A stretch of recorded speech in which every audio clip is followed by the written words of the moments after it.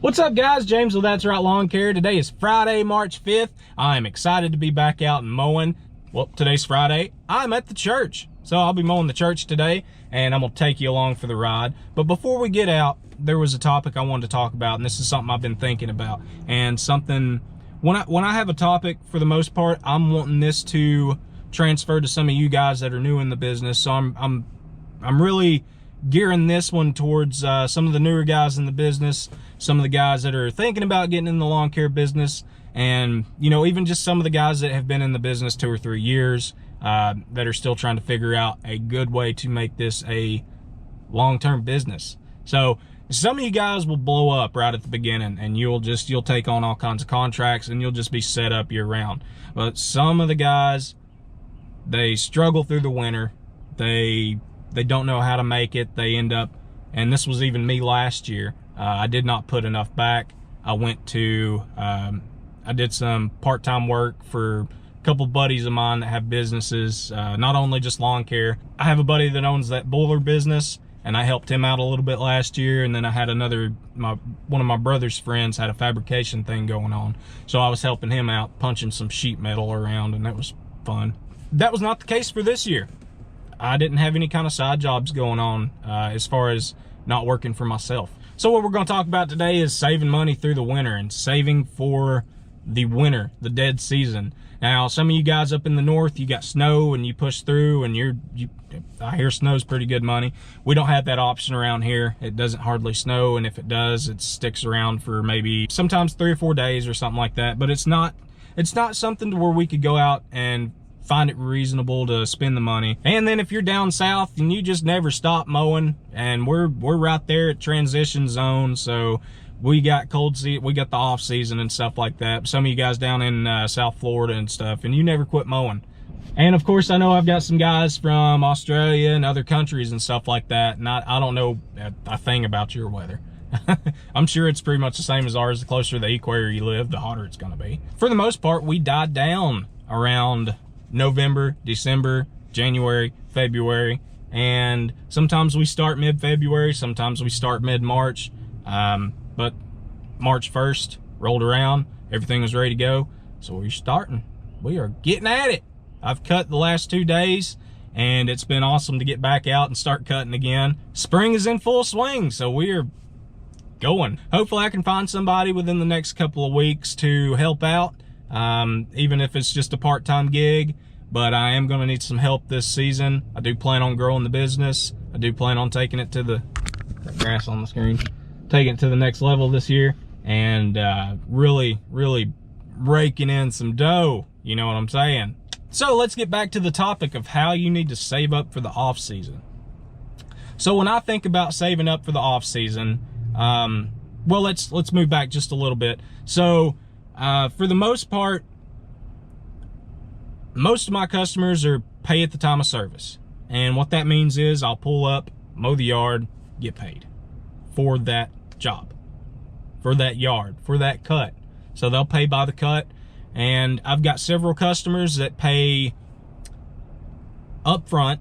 I've got several that pay monthly. So we break it down, whatever they're gonna have done for the season, chop it up into 12 months and split that into payments.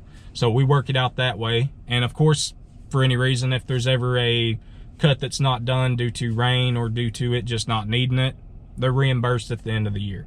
But some of you guys might not have gotten that far yet. If you haven't, I'm telling you, take a look into it. You can have some extra income rolling around even during the off season. If you've got customers that pay up front, there's a big chunk of money that comes in right there at the beginning of the year.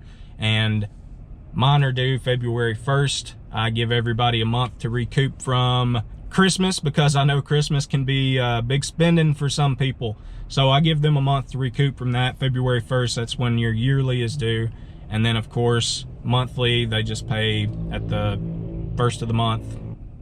Invoices go out on the 15th. So for example, what I'm gonna do is our area, The area I live in, we're usually off November, December, January, February. There's 4 months right there. So in the average mind, what you think about is you need to save up for 4 months. Go ahead and save up for 5 months. And the reason I'm saying this is because for some reason you could end early. The season could end early.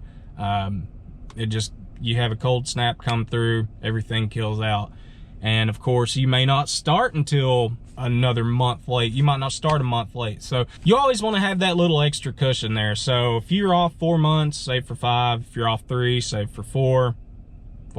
But one thing I've found is I've got a lot of expenses right at the beginning of the year. Of course, you've got taxes. You got to pay your tax prep fees.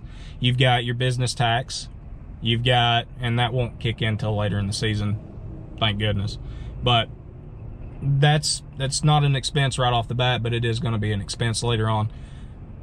I have my P.O. box. I pay it right at the beginning of the year. So it's due March, so I pay it in February. So that's another expense before I've got money rolling in. I just bought some new mowers. There's an expense. Which that's a really good expense to have. That's a good chunk. That's a good chunk. I've also got my insurance that is due in February. So it's paid. We're good. We're insured. And one thing people don't think about is right at the beginning of the season, you're like, all right, let's do some maintenance on some stuff. I don't have any money. You know, I need to mow a yard, so I've got $50 to go get an oil change and some spark plugs or an air filter or something like that. Well, when you got 4 different trimmers, and I'm including the pole saw, the stuff like that, you've got 3 or 4 blowers, you've got 3 mowers, however many mowers you got. I'm just using me as an example here. You're gonna have a bunch of air filters, a bunch of spark plugs, and all that stuff's just gonna add up. Oil changes and stuff like that. Luckily, we're not due on those until I've still got 25 hours on the 52, and then the other one's got their break in at 10. So here within the next month, or probably towards the middle of this month, we'll be doing the 2 oil changes on the 36 inch and the 61 inch. But guys, there's a lot of expenses right off the bat, and just from what I've named, add up. And you need to take that also into consideration when you're thinking about how much you need to be saving for the winter. Anyways, guys, I'm excited. It's warmed up a little bit. It's like 50 degrees right now. We'll jump out and get started on this one. I am going to be using the 52 to mow this one, pretty much the whole thing, just because I don't have chute blockers on the 36 or the 61 yet. That's going to be coming up, and boom, there's another expense. That's something I didn't think about. So I'll probably be ordering those within the next week or 2 just to get them on and get them to where I can use them on yards like this or smaller areas, to where I'm not slinging grass all on the sidewalk and all over the walls and, you know, the outside of the properties. So let's jump out and see how much the church has grown. All right, let's take a look at some. Oh, that's thick right there. That is thick right there. I wonder if they've got a leak right there for the water. Let's see if I can get in here and show you how tall some of this nasty weeds.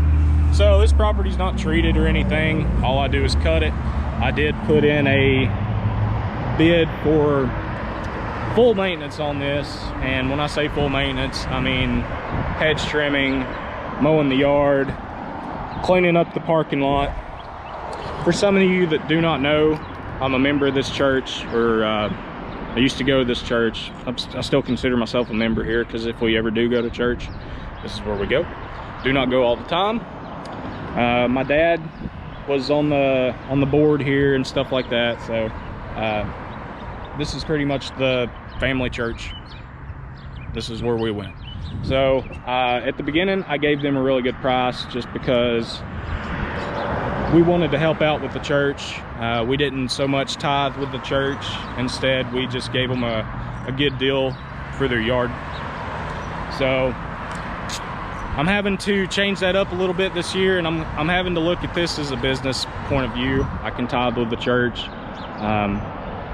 but church is rarely ever in session. I know they do stuff online and stuff, as you can see. Online worship 10:30.